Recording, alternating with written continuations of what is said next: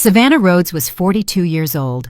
She had warm brown eyes that had learned to hide a deep pain and a figure that didn't fit the cruel, narrow standards of the East Coast elite her family name had thrust her into. As a black woman from an old money family, she was a striking presence, not for her wealth, but for her quiet elegance and the way she looked at people as if everyone had a story worth hearing. Yet, behind her back, the same people who praised her charitable donations called her the fat heiress. Her husband, Marcus Sterling, was one of them. That morning, the Greenwich, Connecticut mansion smelled of fresh jasmine and gourmet coffee. It was Marcus's birthday. The private chef had prepared a special brunch, and Savannah had personally ordered fresh flowers to adorn the living room. She had carefully chosen a high-end Rolex watch she knew he craved, not for the time it told, but for the designer name that would sparkle on his wrist in campaign photos. Marcus, 7 years her junior, was an aspiring politician, charismatic in public and cold in private. His gaze was that of a hunter, always calculating his next move. They had been married for a decade. No children, no scandals, no love. Sometimes Savannah wondered if the love had ever been real, or if she had simply imagined it, like dreaming of a beachfront house that never gets built. At 10:16 in the morning, she came down the grand staircase holding an envelope. It was a certificate for a $100,000 donation in Marcus's name to a National Children's Foundation. She thought it would make him smile. He loved looking generous. Even more, he loved seeing his image strengthened on social media. The dining room was empty, but she heard voices in the adjacent parlor. She paused, out of sheer habit, and stood motionless behind the slightly ajar door. And then she heard it. "That fat cow disgusts me, Mom," Marcus said, laughing. "I only care about her money. What did you think? That I actually enjoyed sleeping with her?" Savannah stopped breathing. Evelyn Sterling, her mother-in-law, showed no surprise. Her voice responded as if confirming something obvious. "At least pretend, Marcus. Do it until you inherit everything that's hers. After that, you know what you have to do. That woman's days in your life are numbered.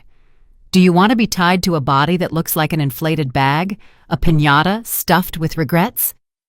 They laughed with the lightness of people who feel no shame about their cruelty. Savannah swallowed hard. The envelope slipped from her hand without a sound.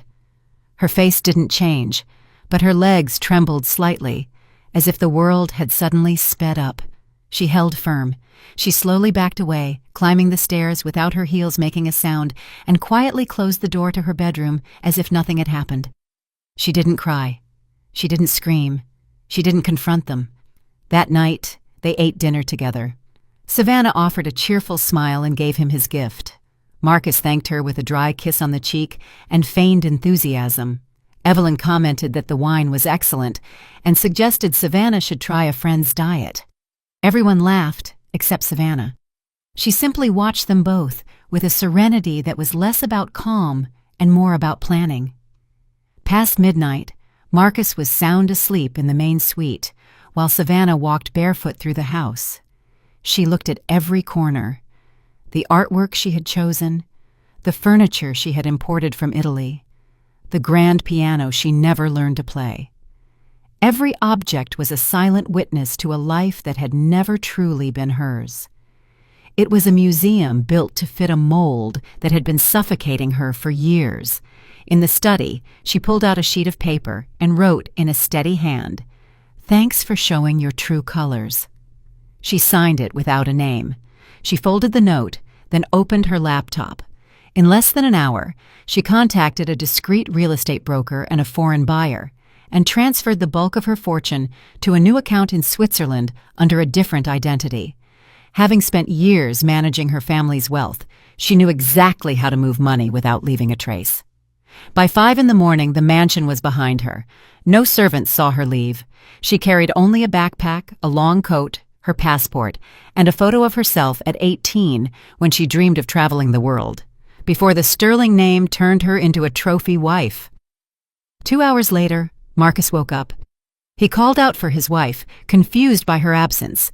He checked the kitchen, the garden, the bathrooms. He found her only as a piece of paper on the pillow. "Thanks for showing your true colors." He crumpled the note, not understanding. He didn't even suspect she had heard the conversation.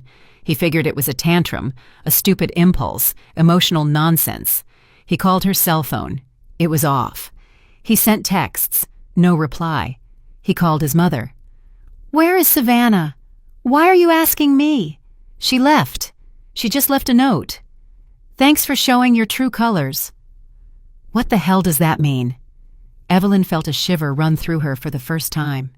That same day, Marcus discovered the house had been sold. The buyer had wired the money directly to the Swiss account. He had no access. Legally, everything belonged to Savannah, even his suits. What Marcus didn't know was that the media was about to explode. The bank involved in the transfer had inadvertently leaked a statement to a finance reporter who had been investigating Marcus for corruption. It was only a matter of days before the scandal hit national television. Savannah, meanwhile, was sitting on a city bus heading to the South Shore neighborhood of Chicago, a place where nobody would recognize her. She looked out the window, her eyes calm and her mouth set in a straight line. She carried her old photo in the inside pocket of her coat like an amulet. And for the first time in years, she breathed without effort. She had no fixed plan or destination, only one purpose: to start over from a place where she was worth nothing, to discover how much she was truly worth. On the evening news, the anchor announced, "The wife of rising political figure Marcus Sterling has disappeared. There are rumors she sold their mansion and emptied her accounts. Some say kidnapping, others say it's a marital scandal." Nobody knew for sure, but she did.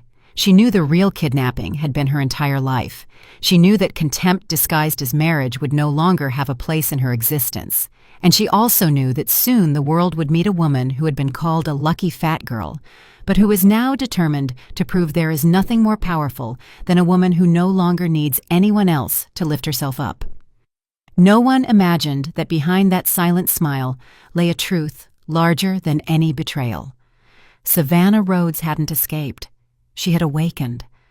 The bus advanced slowly through dusty streets, the windows fogged with the damp morning air. Her backpack rested on her lap. Inside, there were no jewels, no designer clothes, no expensive perfumes, only documents, some cash, a notebook filled with phrases she wrote when her chest couldn't contain the tears, and that faded photograph of her youth. Her, standing by the ocean with her arms open, as if the whole world belonged to her. Back then, she hadn't yet met Marcus. Back then, she hadn't yet become the elegant shadow of a fraudulent life. The bus stopped with a screech. The driver turned his head without interest and said in a rough voice, "South Shore, last stop." Savannah stood up. No one looked at her. No one recognized the woman who, just 2 days ago, graced the covers of fashion magazines and charity event spreads. In this world, she was invisible, and for the first time, it gave her a sense of relief. South Shore wasn't a poor neighborhood. It was a wounded one. The cracked facades seemed to tell stories of fierce winters, broken promises, and hopes that survived like weeds between the stones. Children played barefoot in puddles of dirty water. Women swept sidewalks while carrying babies on their hips. A man sold BBQ ribs from a food truck on the corner, an old radio spitting out timeless, soulful R&B. Savannah walked the streets, observing every detail with a mix of fear and fascination. A taped-up notice on a house gate caught her attention. Room for rent. Shared bath. No questions asked. She knocked on the door. A woman in her 60s with weathered skin and small, distrustful eyes came out. "Looking for something?" "I saw the sign. I'm looking for a place to stay for a while. I can pay up front." The woman scanned her from head to toe. Something about her didn't fit. Too much poise, skin too well cared for in this environment. "Name?" Savannah hesitated for only a fraction of a second. "Maya Solar." "That's an odd name. Come in. The room's free, but I don't give refunds, and I don't like trouble." "You won't have any." The room was small, with a twin bed, a fan that sounded like it was about to fall from the ceiling, and a window without a proper pane. The walls were stained with dampness. It smelled of confinement, but to her, it felt like a sanctuary. She paid for a month and settled in. That night, she didn't cry. She just lay on the hard mattress, closed her eyes, and let the silence do its work. The next day, she walked aimlessly through the neighborhood. She introduced herself as a woman ruined by financial fraud, someone who had lost everything. It wasn't a lie, though not for the reasons everyone imagined. They looked at her with pity, but also with a certain morbid curiosity.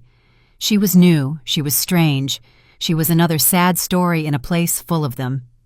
She arrived at a small community health center. The facade was peeling. Inside, there were a couple of rusty exam tables, broken plastic chairs, and a makeshift reception desk made of cardboard boxes. A woman was arguing with a young man about medicine they couldn't afford. "Ma'am, I already told you, we don't have that antibiotic, and if you get it outside, I can't guarantee it's authentic." The masculine voice belonged to a tall man with disheveled brown hair, his shirt sleeves rolled up, and dark circles under his eyes that revealed sleepless nights. His eyes were marked by sadness, but his tone was firm, yet warm. Savannah watched him for a few seconds. He glanced at her fleetingly, then refocused on the patient. "Tell your son to keep coming. Even if you don't have the money, we don't deny care here. We'll find the medicine somehow." When they finished, Savannah approached. "Are you the doctor?" "I'm Elijah Vance. Do you need medical attention?" "No, I came to volunteer. I have experience in organization, management. Maybe I can help with inventory, coordinating donations, things like that." Elijah observed her in silence. There was something about the way she spoke that contained certainty in her voice that didn't match her story of having lost everything. He didn't confront her. He extended his hand. "Welcome, Maya. This place needs more hands than questions." And so, it began. In the following days, Savannah learned to fold stained sheets, organize boxes of expired supplies, and receive minimal donations that arrived like miracles. No one asked about her past. All that mattered was what she did in the present. It was in that same clinic that she met Lena. She was 8 years old, with dull hair and big dark eyes that looked as if they knew too much. She sat on the exam table, her head resting on the shoulder of a sweet-faced elder. "Ms. Della, she hasn't wanted to eat for 3 days," the woman said. "She has a fever at night, and her skin is getting paler." Elijah examined her, ordered tests, then stepped out into the hall and leaned against the wall. His face was tense. "What is it?" Savannah asked. "I suspect leukemia, but we need the labs, and that costs money." Savannah looked through the window. Lena was playing with a doll missing an arm, murmuring words softly as if telling it secrets. Ms. Della approached Savannah when Elijah left. "You're not from around here. Pardon me, but your hands are clean, your nails are neat, your back is straight. Life here tends to hunch us over." Savannah didn't reply. "Don't worry. I had my secrets when I was young, too. I'm not judging you. I'm just saying that when a woman is hiding something, she has to choose very carefully who she lets look at her, because some eyes are only looking for flesh, and others are looking for a soul. Elijah is the second kind." Savannah nodded, a lump in her throat. 2 weeks passed. Savannah became a part of the place, not for what she knew, but for what she offered: time, listening, commitment. She took care of cleaning, assisting, and carrying boxes. At night, she wrote in her notebook, one sentence repeated again and again: "I never had time for the poor until I became one of them." One morning, while organizing files in the small office, the phone rang. Elijah answered with a routine tone, but his face changed when he heard the name. "Sterling? Are you sure? And the file still exists?" Savannah dropped a box. He looked at her, didn't say anything, but noticed her trembling. "You okay?" he asked. "Yeah, just got a little dizzy." Elijah returned to the call, ending it in silence. He didn't explain anything. He just went out to the back patio for a cigarette. Savannah felt her heart pounding, as if it wanted to escape her chest. Sterling. That name was a gunshot in her memory, the echo of everything she wanted to bury. Later, she saw him sitting alone. She approached. "Can I ask what that call was about?" Elijah hesitated. "It's about a patient from the past. A case I thought was closed. They mentioned a name, one I haven't heard in years. Sterling." Savannah felt a chill. "Do you know him?" She lied, as she had so many times to survive. Elijah didn't insist, but his eyes looked at her like someone starting to put the pieces of a puzzle together. Savannah didn't sleep that night. She sat on her mattress, the backpack open, the photograph in her hand, and the notebook full of phrases that weighed heavier and heavier. She was no longer Savannah, but Maya Solar was also beginning to crack. In this game of names, lies, and hidden truths, she didn't know how much longer she could sustain the new life she was just beginning to build. There are wounds that scar, and then there are others that won't let you breathe. And the Sterling name was one of the latter. The question wasn't if Marcus would find her. The question was whether, when he did, she would be strong enough to face him, or if she would fall back into the invisible prison she had fought so hard to escape. Savannah looked at herself in the cracked mirror of the shared bathroom as she washed her face. The water was murky and cold, and the dirty tiles reflected an image of herself she didn't fully recognize yet. Maya Solar. That name had become a kind of armor. She wore it with increasing ease, though a part of her still trembled inside. Weeks passed slowly, but something within her began to change. The humble routine, the real human connection, the absence of appearances, it all started to mold her heart, the way fire molds metal. She no longer thought constantly about Marcus. She no longer replayed that hateful phrase like a dagger embedded in her memory. Now she thought more about other things. Lena's laughter, the weariness in Elijah's eyes, Ms. Della's intuitive gaze, and an idea that began to strongly germinate. To build something new from the ruins, not for herself, but for other women who had also been used, manipulated, and silenced. Lena had become her center of gravity. The girl clung to her with absolute trust, as if she had been waiting for her all her life. They played with rag dolls, invented absurd stories, and shared silences that said more than 1,000 words. Savannah didn't need to be a biological mother to feel that bond. Deep down, she knew this was the love life had denied her 3 times. "Have you felt invisible too?" Lena asked her one morning as they drew on the floor with colored chalk. "Yes, many times," Savannah replied without thinking too much. "Then we're the same," the girl said, "because when people are scared, they look away, and then you don't exist anymore." Savannah felt a lump in her throat.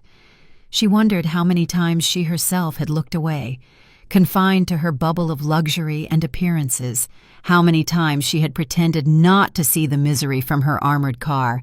That guilt was a silent, constant companion. One hot afternoon, the neighborhood filled with music. A community fair was organized to raise funds. Elijah proposed it as an excuse for everyone to distract themselves, but it was Savannah who took charge. She convinced the neighborhood women to make sweets, crafts, knitted clothes. She coordinated the spaces, the times, the permits. In just a few days, she became a central figure. "I don't know who you were before, Maya," Ms. Della told her while they kneaded bread together. "But who you are now is good for this place." Savannah smiled. She had stopped correcting people when they called her by her new name. It was more than a disguise. It was a version of herself she wanted to be real. In the midst of this small rebirth, an unexpected memory surfaced. Elijah was talking to a nurse about an old file. They mentioned something that turned Savannah's stomach: Evelyn Sterling. "She was my private patient," Elijah commented, unaware Savannah was listening behind a curtain. "I was fired years ago when I refused to cover up illegal prescriptions they were giving to addicted patients. Her son, that politician Marcus, threatened to destroy my career if I spoke up." Savannah felt a pang. Her story and Elijah's had been connected long before they met. The same last name, the same corruption. The circle was closing without them knowing it, or perhaps fate was crueler than she imagined. That night, as the fair ended, Savannah climbed onto the roof of the building where she lived. She looked at the starry sky, and for the first time since she had fled, she allowed the tears to flow. It wasn't sadness, it was a bitter mix of gratitude and pain. She was alive, she was free, but there were still shadows she couldn't erase. Miles away, Marcus Sterling threw his glass of scotch against his office wall. The crystal shattered without anyone daring to look up. His political campaign was collapsing. Some donors were abandoning him. The media was beginning to suspect. Reporters were on the trail of the suspicious sale of the mansion. Savannah's disappearance had become a full-blown scandal. "Find her," he ordered the private investigator he had hired. "I don't care how. I need her back before this sinks me." The man, an ex-military type with a tired dog face, nodded emotionlessly. He already had some leads, bank movements, phone connections, blurry security camera images. It was only a matter of time. Meanwhile, Savannah visited an old abandoned warehouse on the outskirts of the neighborhood. No one watched her. No one suspected she had secretly bought the place using a new identity. Her plan was clear: transform it into a foundation for women who were victims of abuse, a real shelter with counselors, food, housing, and legal aid, a place where others like her could start over without having to lie about their names. She wrote everything down in a thick-leaved notebook: needs, suppliers, funding ideas. Elijah helped her without asking too many questions. He no longer looked at her with suspicion, but with something closer to admiration, although an unmistakable melancholy still beat in his eyes. "I lost my wife to misdiagnosed pneumonia," he confessed to her one night. "Private care killed her. Expensive hospitals make mistakes too. They just cover them up better." Savannah listened without speaking. She knew that, in a way, he too had been broken by a rotten system. At the fair, Lena was selling handmade string bracelets. Her smile was brighter than any street lamp. She ran between the stalls with energy. Ms. Della watched her with tired but happy eyes. Everything seemed to be flowing until the unexpected happened. Lena suddenly collapsed. Her body trembled briefly before going still. A pool of blood emerged from her nose. The silence was immediate. Elijah ran to her, lifted her in his arms, and shouted orders. Savannah followed, barely feeling her legs. At the clinic, they connected an IV, took samples, and applied oxygen. The diagnosis arrived with the force of a bucket of ice water. "The leukemia has progressed," Elijah said, his voice broken. "And we don't have what we need to treat her here." Savannah clenched her fists. There was no way she would stand by. Not now. Not with this girl who had given her back her soul.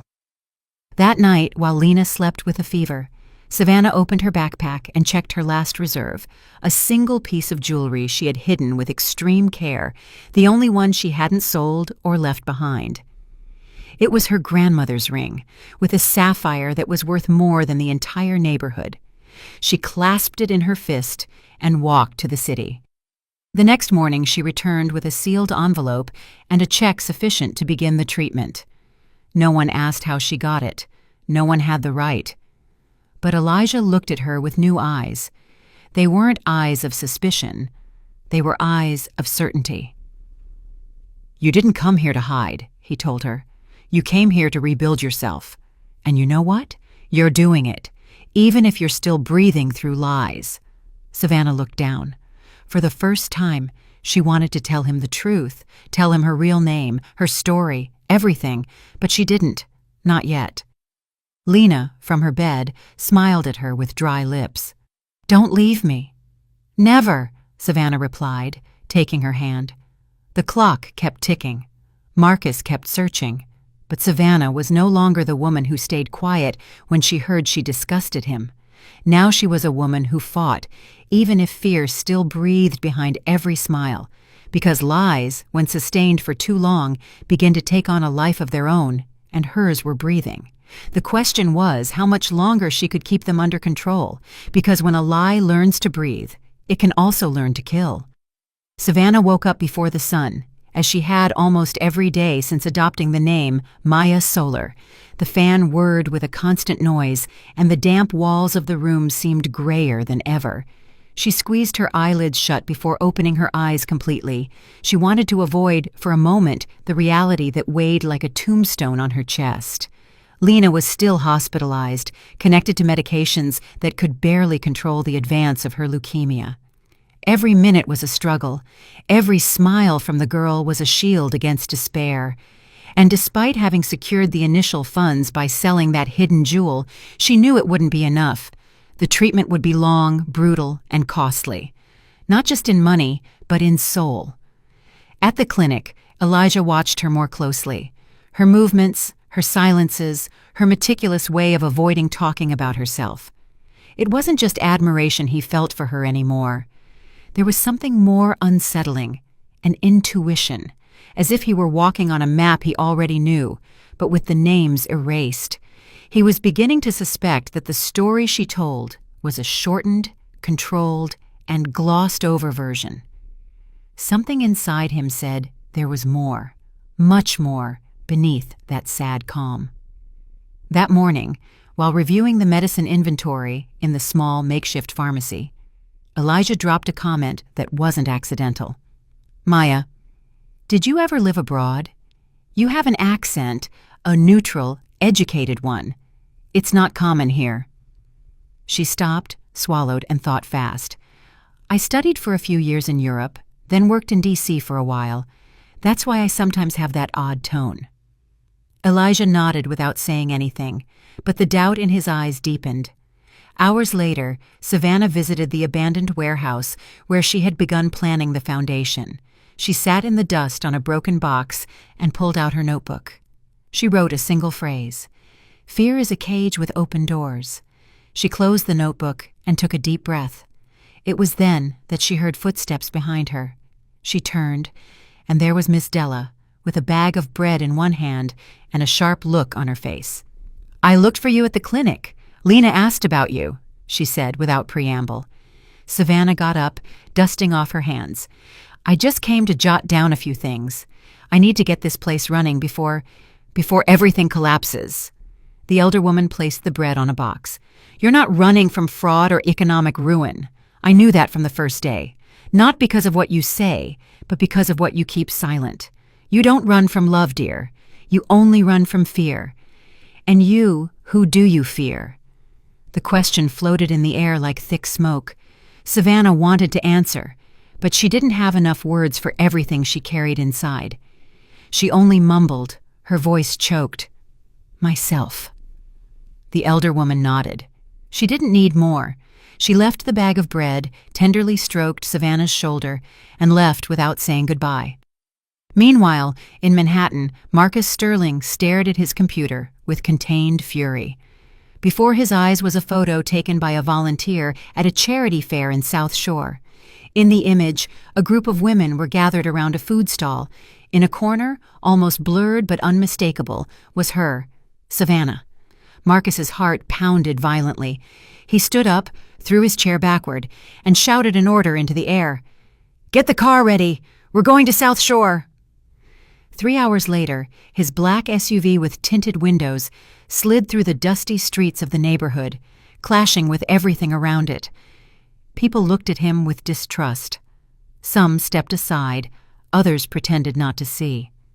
Savannah was returning from buying gauze for the clinic. She was walking with a hurried step when she saw the car parked in front of the medical center entrance. She stopped dead. Her stomach dropped. Her chest hardened. She would recognize that vehicle even from behind and without lights. She didn't think. She didn't analyze. She simply spun on her heels and began walking in the opposite direction, not running, but with the exact rhythm of someone fleeing without wanting to seem like they are fleeing. She ducked into an alley, then another, climbed a small incline, and hid behind a broken wall until the car started and disappeared from her sight. He hadn't seen her. Marcus hadn't found her, but he was close, too close. She couldn't sleep that night. Fear had returned like an old illness. She wondered how much longer she could sustain this fragile peace before everything crumbled. At the clinic, Lena waited for her with bright eyes. She held out a bracelet made of red threads. "It's so you won't leave," the girl said. "Now you're tied to me." Savannah knelt by the bed. She stroked her forehead. "I'm tied to you, even if you don't put it on me." "Are you sad?" "A little." "Why?" "You saved my life." Savannah contained her tears. "Because I don't know how to save my own." Elijah, listening from the doorway, felt something inside him break. He couldn't handle the uncertainty anymore. This woman wasn't just any woman. She had scars that didn't match her invented story. That morning, when everyone was asleep, Elijah entered the clinic's small office and turned on his laptop. He didn't know exactly what he was looking for until he did it. He typed the name that had been haunting him since he met Maya Solar, Savannah Rhodes. The browser returned hundreds of results: photos at social events, magazine covers, news of her disappearance, articles about a mysterious mansion sale, political scandals, and an image that froze him. The same smile, the same eyes, the same face he had learned to read in recent months. Maya Solar didn't exist. She was a mask, a lie. But everything she had done was real. The help, the tenderness, the devotion. This woman, with a past of broken glass, had saved lives. She had resurrected her own, and now he knew who she really was. Savannah Rhodes, the disappeared wife of the man who had fired, humiliated, and destroyed him. The circle was closing. He leaned back in his chair, closed his eyes. He could no longer pretend he didn't know. And now he had to decide what to do with that truth, because the price of knowing is the power to look away, and he wouldn't do that again. Elijah woke up without having slept a wink. The image of Savannah Rhodes on his screen was fixed in his mind like a burn. Maya Solar didn't exist. He had witnessed how she healed the wounds of others while carrying her own with unbearable silence. He knew that if he confronted her, nothing would ever be the same, but silence was also a way of betraying what he valued most: the truth. He found her sitting on the clinic threshold, the notebook in her hands. She wasn't writing, she was just holding it as if it held her balance. "We need to talk," he said without preamble. She looked up. Her gaze showed no surprise. Deep down, she already knew that he knew. "Yes," she replied, slowly closing the notebook. "It's time." They went to the warehouse, that empty space that was slowly beginning to fill with meaning. Elijah watched her with the contained expression of someone about to throw a stone into the water, knowing he won't be able to stop the ripples it creates.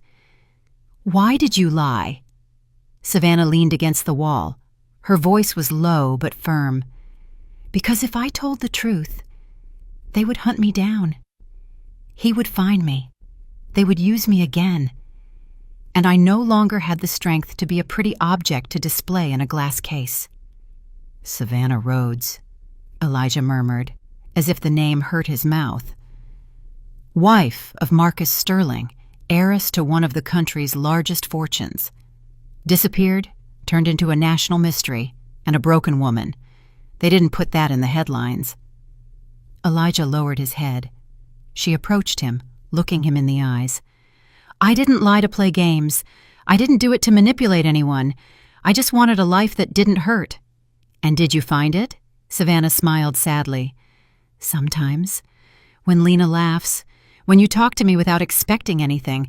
When I clean wounds without cameras around." He listened, but there was more inside him than words, more than judgment. "You're not a coward," he finally said. "You were brave to leave, but now you have to be brave enough to come back." "Come back to what?" "To say your name out loud, to face them, to take back what's yours. Because if you don't, they will, and they'll take it all away again, just like they always have." She looked at him for a long time, and something in her chest cracked. Meanwhile, in D.C., the media erupted with headlines. An anonymous report leaked from the prosecutor's office revealed documents, audio, and financial movements linking Marcus Sterling and his mother Evelyn to cases of money laundering, misuse of public funds, and bribery of judges. Marcus screamed furiously at his lawyers over the phone. Evelyn didn't leave her room, not out of shame, but out of fear. That morning, an envelope had arrived at her door with no return address. Inside was a copy of an altered birth certificate and a letter that simply read, "The truth can't be erased." Evelyn didn't need more. The past she had buried with silence was coming back to demand justice. In an act of desperation, she did something she hadn't done in years. She called Elijah. He received the call at the clinic. Her voice was hoarse, almost unrecognizable. "Elijah, I need to talk to you. Only you." Elijah hesitated but accepted. He met her at a discreet hotel far from the cameras. Evelyn had aged visibly in just a few weeks. She wore no jewelry or makeup, only dark circles, tremors, and a fear in her hands that betrayed her. "I'm not here to justify myself," she said without looking at him. "I know what I did, but you need to know something. Marcus is not my son." Elijah blinked. "What are you saying?" "My husband and I could never have children. I was assaulted by a man when I was 18. I hid it. I pretended to be the legitimate mother. I raised that child as if I didn't remember how he came into the world." Elijah felt the air grow dense. "And you never told him?" "Never. Until now, because he is becoming that man, and I can't allow it." There was a long silence. Then Evelyn pulled out a small box. Inside were photographs, documents, and a sealed envelope. "Lena, that girl, what is her mother's name?" "She died giving birth. She's not listed in official records." "Look closely. That girl could be her granddaughter. There are coincidences. I don't have certainty, but there are dates, details." The son of the man who assaulted her could now have a daughter, and that daughter was with them. Elijah left that place as if carrying a dead body. He didn't understand how to connect all the pieces, but something told him the truth was closer than he imagined. That night, Savannah was waiting for him at the warehouse. She had been cleaning, organizing, distracting herself, but seeing his face, she knew he brought more than just bad news. "What happened?" He told her everything. About Evelyn, about Marcus, about the possibility with Lena. Savannah remained silent, then walked toward the window and spoke without looking at him. "I have something to tell you, too." Elijah swallowed. "That I'm sick. Amyotrophic lateral sclerosis, ALS. I was diagnosed a year ago. That's why I left, too. I didn't want to die surrounded by people who would only cry about my inheritance." Elijah didn't know what to say. "I have a few years left, maybe months if I'm lucky, but I want that time to mean something." "It will," he replied, his eyes wet. "We're going to build that foundation. We're going to leave something that endures, even if you're not here." She hugged him for the first time without fear, as if touching him could anchor her body to this earth that would soon begin to fail her. Upon returning to her room, Savannah found an envelope with her name written in cursive. She opened it. It was a letter. She recognized the handwriting before reading it. It was from her mother. "Savannah, if you're reading this, it means I'm gone. I don't know how much damage I did to you. I only know there were years when I hated you, because you were everything I could never be, because your father loved you more than me, because you shone effortlessly, and I was just a gray woman trapped in a marble house. Forgive me for being so harsh, for not protecting you, for not telling you that you deserved better than a husband who only wanted you for your name. I knew it from the first day, but I stayed silent as always. This letter is not an excuse. It's a confession and a plea. Don't let my bitterness live in you. Be free. Be strong. And when you can't go on anymore, don't hide it. Allow yourself to be cared for, loved, supported, because even if you don't say it, you also deserve to be saved." Savannah burst into the kind of sobs that shake the soul, the kind that release years of invisible chains. The foundation wasn't finished yet. Marcus was still searching for her. The diagnosis was still in her body. But that night, for the first time, she slept without fear. Because the truth hurts, yes, but it also frees. And she no longer had room to carry lies. Now she just wanted to build something before her body gave out, and she would do it with Elijah, with Lena, with her truth as her only inheritance. The work on the old warehouse finished 2 weeks ahead of schedule. The hands of the neighborhood united as if the project had always belonged to them. Men who could barely read mixed cement with a surgeon's precision. Women who carried years of pain-painted walls as if they were washing wounds. Every brick, every tile held a story. Stories that until then no one had wanted to hear. The Maya Solar Foundation opened its doors in a ceremony without press, without cameras, without empty speeches. Only those who mattered were there. Lena, her hair already thin from chemotherapy, carried the scissors to cut the ribbon. Elijah, his eyes misted, held Savannah's hand as she took a deep breath, as if each inhalation was an act of resistance against death. Savannah had completed the legal paperwork weeks earlier. All her remaining assets, accounts, investments, and shares had been transferred to the foundation's name. Not a single jewel, not one property, remained under her own name. Everything that was once a symbol of oppression would now be a tool of salvation. Savannah walked slowly through the new building's corridors. The white walls, the murals painted by the neighborhood children, the empty consultation rooms waiting for patients, it all moved her deeply. This place wasn't just a structure. It was her legacy, her redemption. Days later, in the shadow of a hallway corner, Evelyn appeared. No one had seen her arrive. She was dressed simply, without makeup or rings. Her eyes were swollen, and her body was stooped, as if she had been dragging a guilt for years that was finally too heavy. Lena was asleep when Evelyn entered her room. She sat by the bed and clumsily stroked the girl's hand. She murmured words that seemed directed more at herself than at the girl. Then she left silently, but Savannah was waiting for her outside. "I knew you would come," she said. Evelyn looked down. "I didn't come to justify myself. I came to ask for your forgiveness. Not for Marcus. He chose his path already. I came to ask forgiveness for myself, for being an accomplice, for staying silent." Savannah didn't speak for several seconds. "And you expect me to forgive you?" "No, just to listen to me." "Then speak." "I watched you fade away for years. You became something so perfect, it was impossible to see you. You were invisible, Savannah. Invisible, just as I was for my whole life. I was used, manipulated, forced to keep quiet too. And you were my mirror. That's why I hated you, because you reminded me of everything I didn't dare to do." Savannah stepped closer, not to hug her, but just to look her straight in the eye. "I hear you, but I don't forgive you for what you did to me. I forgive you for what you did to yourself." Evelyn released the tears she had held back for decades. On television, Marcus was news, no longer as a politician, but as a suspect. His image appeared among headlines of corruption, money laundering, and ties to influence peddling networks. He had been expelled from his party.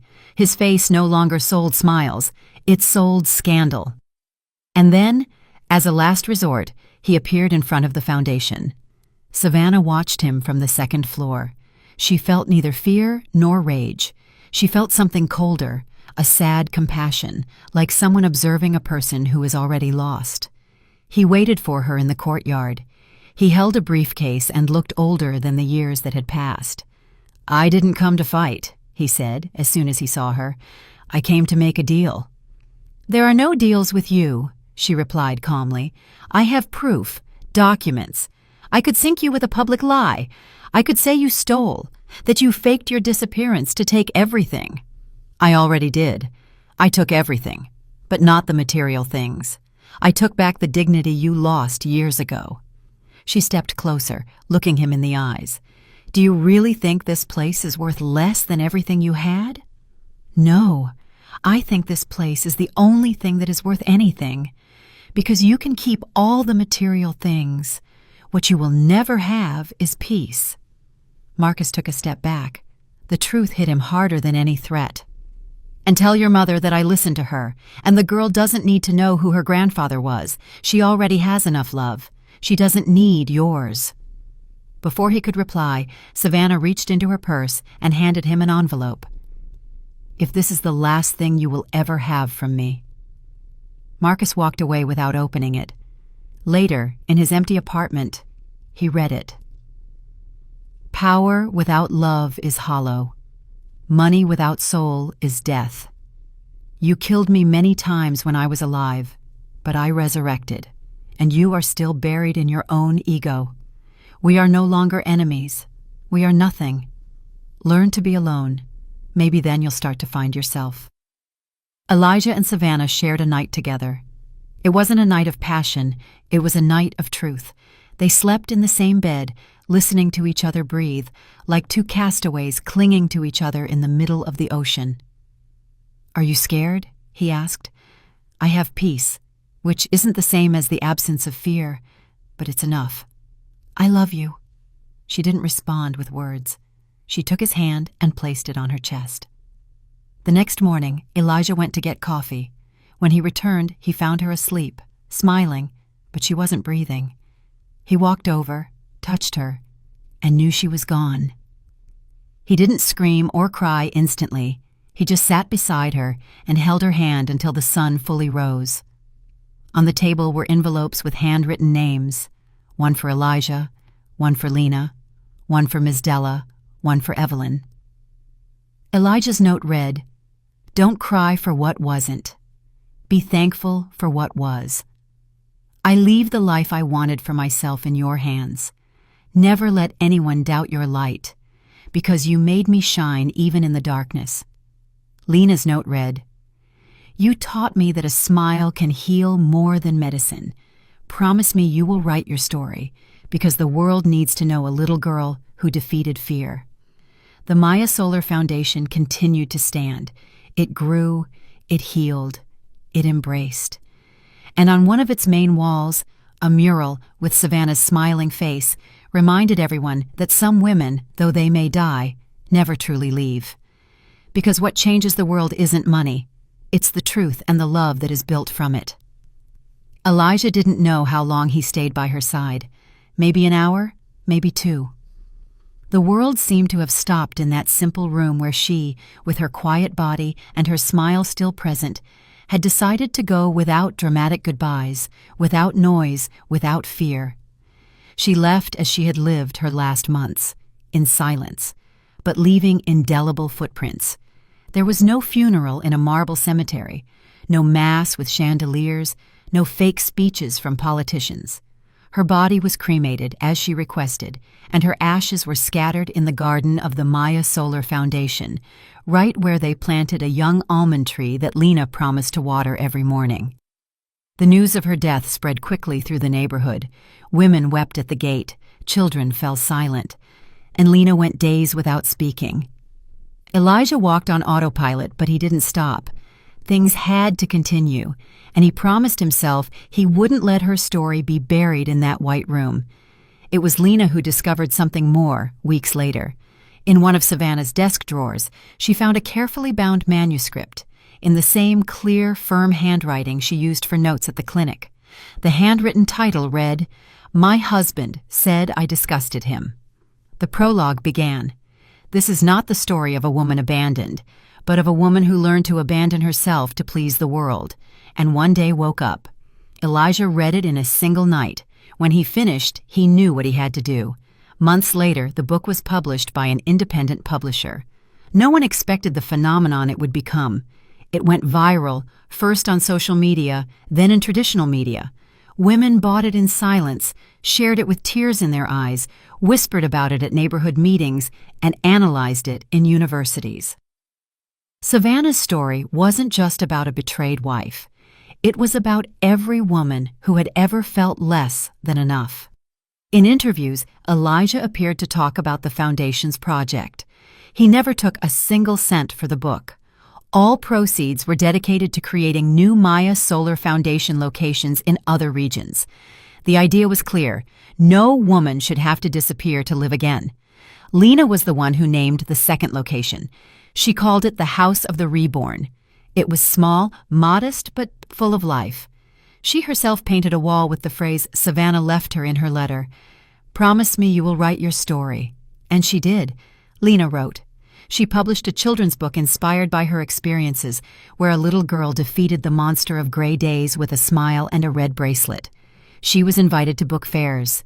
She gave interviews. She always spoke of Savannah as if she were still alive, and for her, she was. Elijah continued as the foundation's medical director. There were days when the weight of her absence fell upon him like a stone, but all he had to do was step into the garden and see the women laughing, the children running, the volunteers arriving with enthusiasm, to know that Savannah had won, that her love had not died, that her legacy was not ash, but a root. He wore a locket around his neck. Inside, a lock of hair she had given him before she died, along with a note. "When you doubt yourself, touch this. Here is the part of me that will never leave." He never opened it in public, only on solitary nights when the silence hurt. Evelyn also changed. No one believed it at first, not even her, but she did. She began visiting homes for vulnerable women. She became an anonymous volunteer at a center for abuse victims, and most unexpectedly, she donated all her properties, shares, and accounts to the Maya Solar Foundation. She disappeared from the public eye. No one ever heard from her again. Some say she went to a convent, others that she moved to another country. The truth is that her name ceased to be synonymous with power and became a silent shadow that no longer sought to control anything. Marcus, for his part, sank. He lost everything: fortune, reputation, allies. He tried to publish a memoir to clear his name, but no one bought it. He faded into oblivion, as men who built empires only on lies do. Elijah once saw him at a city cafe alone, disheveled, with a lost look. He didn't approach. He didn't say anything. He just thought of what Savannah had written in that last letter. "We are no longer enemies. We are nothing." A year after her death, the foundation organized a special ceremony in her name. People came from different places. Women who had read her book, who had escaped violent homes, who had been rescued from trafficking, who had healed in silence thanks to her story. They spoke out loud, without shame, without fear. At the end of the event, a woman took the microphone and said, "I was invisible until I read her story. Savannah didn't die. She woke up in me and in many others." Elijah closed his eyes and smiled. As he left, Lena took his hand. "Do you think she sees us from up there?" "I have no doubt. She is in you, in me, in all of us. I dream about her sometimes. What does she say?" "To keep writing, that words heal too." And Lena wrote a lot.